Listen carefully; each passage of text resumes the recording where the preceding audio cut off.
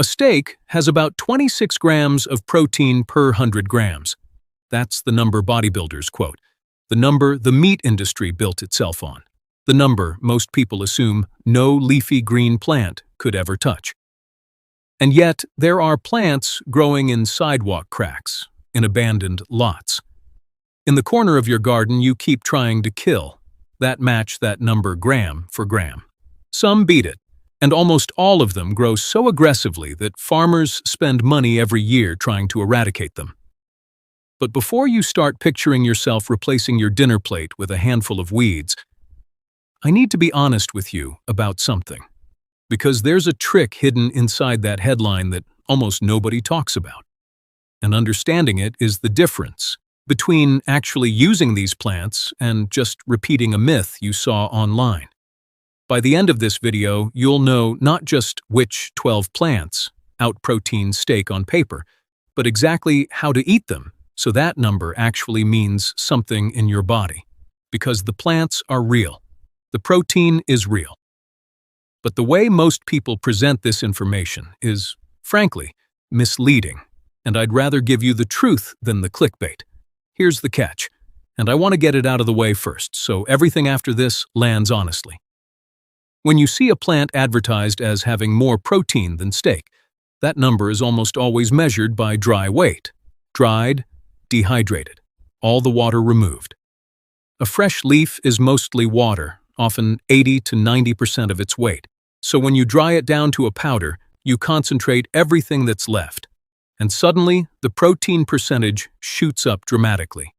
Steak, on the other hand, is usually measured fresh, the way you actually eat it. So comparing dried plant powder to fresh steak isn't entirely fair. It's a little like comparing a raisin to a grape and acting surprised the raisin is sweeter. That doesn't make these plants useless. Far from it. It just means you need to know how to eat them strategically, in concentrated forms, in real quantities, alongside other foods, to actually capture that protein. And once you understand that, these 12 plants become some of the most powerful, cheapest, most resilient food sources you could possibly grow. So let's get into them.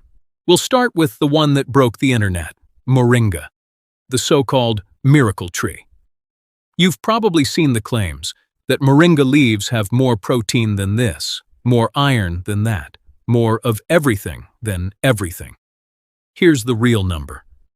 Dried moringa leaf powder is roughly 25 to 27% protein by weight, which genuinely does sit right alongside steak.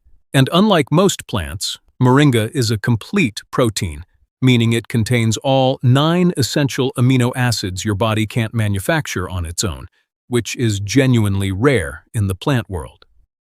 The honest caveat is that fresh moringa leaves are only around 9 grams of protein per 100 grams because of all that water. So the way to actually use moringa is to dry the leaves and grind them into powder, then add that powder to soups, smoothies, sauces, and breads. A tree that grows fast in hot, dry climates tolerates poor soil and survives drought, giving you a concentrated protein source you can store for months. That's not a miracle. It's better than a miracle because it's real, and you can grow it. Number 2 is amaranth, and this one's a double threat. Most people know amaranth as a grain, the tiny seeds that cook up like a porridge and deliver complete protein, again with that rare full amino acid profile. But the leaves are edible too, and they grow like the weed amaranth actually is. In much of the world, amaranth is considered an invasive nuisance, the same plant nervous gardeners call pigweed and spray with herbicide. Meanwhile, entire civilizations, the Aztecs among them, built their diets around it. The leaves cook down like spinach. The seeds store almost indefinitely, and the plant reseeds itself so enthusiastically that once you grow it, you'll likely never need to plant it again. It thrives in heat, shrugs off drought, and asks for almost nothing. Third on the list is one you've definitely tried to kill, lamb's quarters, also called wild spinach, goosefoot, or, again, pigweed. This plant follows human civilization around the globe, springing up in disturbed soil, garden beds, roadsides, and vacant lots. Archaeologists have found its seeds in digs dating back thousands of years because humans were eating it long before we domesticated most of our modern crops. The tender leaves cook down just like spinach and carry a serious nutritional load. And here's the part most people miss. The seeds are an excellent protein source too, historically ground into flour. You almost certainly have this plant growing within walking distance of where you're sitting right now, and you've probably been pulling it out and throwing it away. Number 4 is purslane, a low, sprawling succulent with reddish stems that grows in the cracks of sidewalks and the gaps in your patio. Michael Pollan, the food writer, once called purslane one of the most nutritious plants in the world. While its protein content is more modest than the powerhouses on this list, what makes purslane extraordinary is that it's one of the richest plant sources of omega-3 fatty acids on the entire planet. The same heart-healthy fats people take fish oil supplements to get. It's tangy, slightly lemony, delicious raw in salads or cooked into stews, and it grows in all 50 U.S. states as an unkillable weed. People spend their weekends trying to eradicate from their gardens a plant that restaurants serve at a premium. 5th, we have nettles, stinging nettles specifically. Yes, the plant that leaves your skin burning if you brush against it. But here's the secret that foragers have known for centuries. The moment you cook nettles, or even just dry them, those stinging compounds are completely neutralized, and what's left is one of the most protein and iron-dense wild greens you can find. Nettles taste like a deeper, earthier spinach, and they make an outstanding tea, soup, or cooked green. They grow wild and aggressively in temperate climates all over the world, asking for nothing, defended only by a sting that disappears the instant you decide to eat them. Number 6 brings us to something that doesn't grow in your garden at all, spirulina. This blue-green algae is the protein champion of this entire list by raw percentage, clocking in at 57 to 70% protein by dry weight, more than double the protein density of steak, with all 9 essential amino acids. NASA has studied it as a food source for long-duration space missions. The United Nations has called it a food of the future. Here's the honest reality, though, and it's the same dry weight trick amplified. A realistic daily serving of spirulina is only around 3 to 10 grams because it's eaten as a concentrated powder. So while the percentage is staggering, you're not getting 30 grams of protein from a spoonful. What you are getting is an incredibly nutrient-dense supplement packed with iron, B vitamins, and antioxidants that you can grow at home in water with sunlight and very little space. Treat it as a powerful supplement, not a main course, and it earns its place. 7th is something most people walk past every single day, the humble dandelion. Every part of this plant is edible, root to flower, and the leaves are loaded with vitamins A, C, and K, along with calcium, iron, and a respectable hit of protein for a leafy green. Dandelions are perhaps the single most successful weed on Earth, growing on every continent except Antarctica, thriving in lawns, fields, and pavement cracks, despite humanity's collective, decades-long war against them. The young leaves are best, slightly bitter, excellent in salads or sautéed, and the flowers can be eaten too. You have been paying for lawn chemicals to destroy one of the most freely available, nutritious foods on the planet. Number 8 is alfalfa, a plant most people associate with feeding livestock, which should tell you something about its protein content right away. We grow it specifically to put weight and muscle on cattle. The sprouted seeds, alfalfa sprouts, are a familiar sight on sandwiches and in salads, delivering concentrated protein and a full spectrum of nutrients in a form you can grow on your kitchen counter in a jar in under a week. The mature plant has roots that drive deep into the earth, pulling up minerals and surviving drought conditions that kill shallower crops. It's been cultivated for over 1,000 years for exactly one reason. It's an extraordinarily efficient protein producer. Ninth on our list is watercress, a plant that grows in and along the edges of streams and slow-moving water.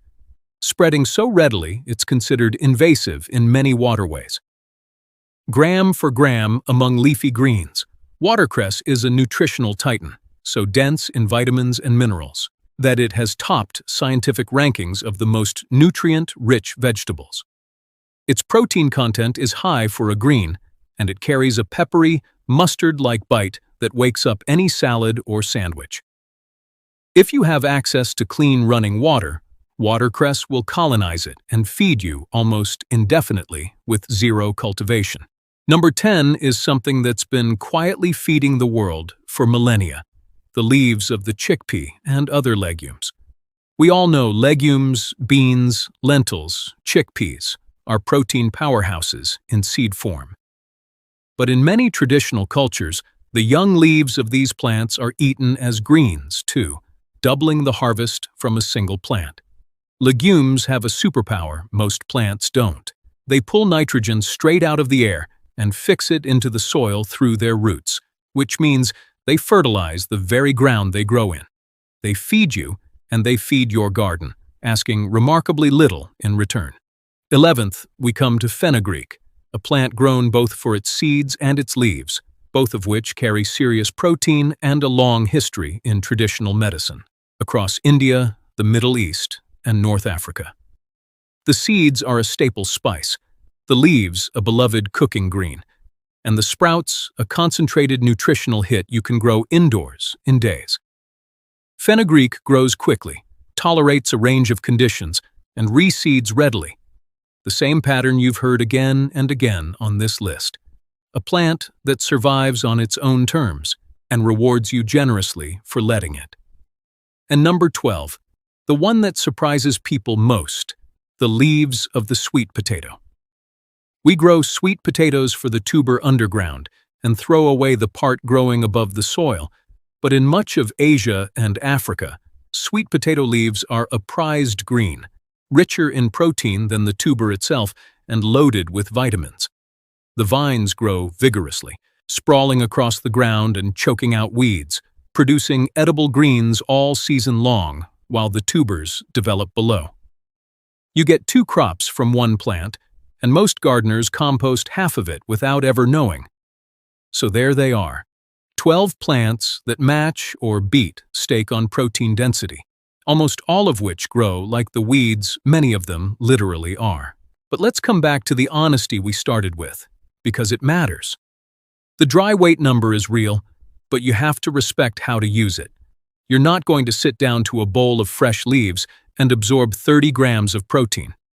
What you're going to do is smarter than that. You're going to dry and powder the moringa and the nettles and stir them into everything. You're going to grow the amaranth and the lamb's quarters and cook them down like spinach, where the volume shrinks and the nutrition concentrates. You're going to sprout the alfalfa and the fenugreek for dense, quick nutrition. And you're going to treat the spirulina as the supplement it is. Used that way, in concentration, in combination, in real quantities, these plants stop being a clickbait headline and start being what they actually are, one of the most resilient, affordable, and sustainable protein systems a person can build. They survive drought. They survive neglect. They reseed themselves. They grow in poor soil, in cracks, in conditions that kill the crops we baby and fertilize and fuss over. And many of them are growing within a few feet of you right now, dismissed as weeds, sprayed with poison, pulled up and thrown in the trash. Our ancestors didn't have grocery stores or protein powders. They had these plants, and they understood something we've almost completely forgotten, that the most reliable food isn't the food you have to fight to grow. It's the food that wants to grow, that grows whether you help it or not, that has fed humans through famine and war and hard times for thousands of years precisely because nothing can stop it. We called those plants weeds and declared war on them. Maybe it's time we called them what they really are: free food, hiding in plain sight. If this changed the way you look at the green things growing in the forgotten corners of your yard, then next week's video is going to do the same for something even more surprising: a single plant that produces more food per square foot than almost anything else you could grow. And it comes back year after year without you ever replanting it. The ancestors knew about it. Most people today have never heard of it. I'll see you in the next one.